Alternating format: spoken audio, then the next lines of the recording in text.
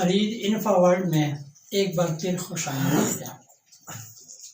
پیارے طلبہ، آج ہمارا موضوع ہے کلمہ کی کتنی قسمیں ہیں۔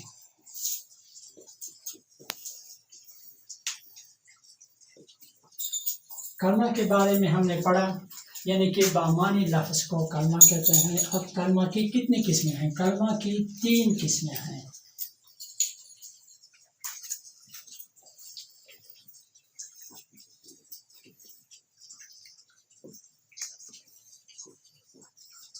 کلمہ کی 3 قسمیں ہیں۔ نمبر 1 اسم، نمبر 2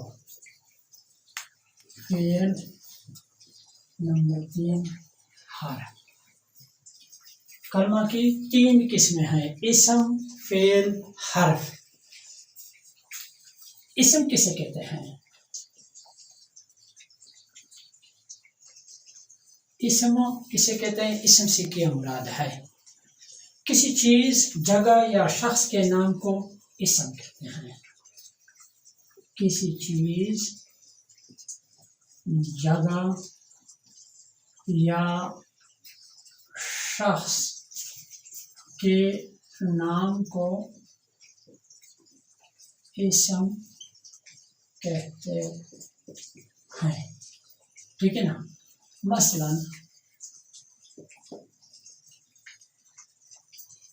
لڑکا، دوات، کرسی،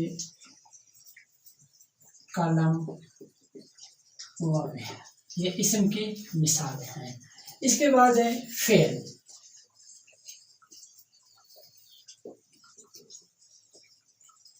فعل ایسا کلمہ جو کام کا کرنا، واقعہ ہونا یا سہنا ظاہر کرے، فعل کہلاتا ہے۔ فعل کہلاتا ہے۔ فعل کے معنی ہے کام۔ اصل میں ایسا کلمہ جو کام کا کرنا، واقعہ ہونا یا سہنا ظاہر کرے، فعل کہلاتا ہے۔ مثلا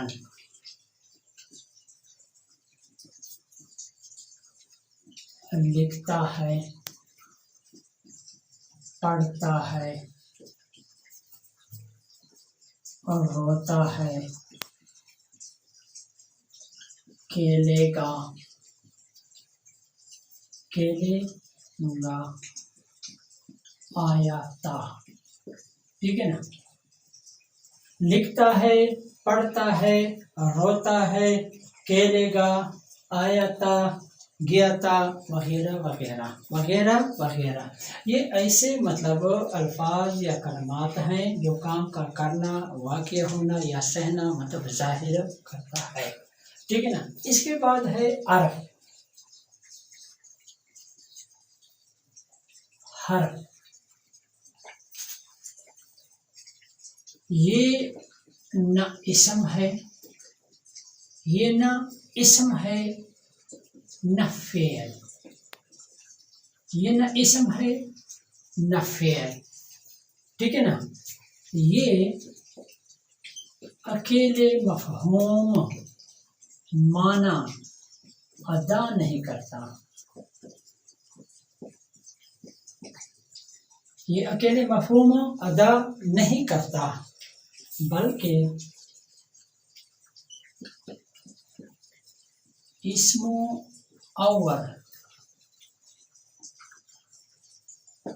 فعلوں کے درمیان تعلق جوڑتا ہے، ٹھیک ہے نا؟ حرف یہ نہ اسم ہے نہ فعل، یہ اکیلے مفہوم ادا نہیں کرتا، بلکہ اسموں اور فعلوں کے درمیان تعلق جوڑتا ہے، تعلق ملاتا ہے۔ مثلا حرف کی مثال ہے: میں، سے پر تک کو اوپر نیچے ساتھ کا کے کی وغیرہ یہ حرف کی مثالیں ہیں۔ یہ جتنے بھی مطلب حروف ہیں یہ اکیلے تنہا مفہوم یا معنی ادا نہیں کرتے ہیں بلکہ جملوں میں اسموں کے درمیان یا فعلوں کے درمیان تعلق کو ملاتے ہیں، تعلق کو جوڑتے ہیں، ٹھیک ہے نا۔ تو یہ ہو گئی مطلب کلمہ کی قسمیں۔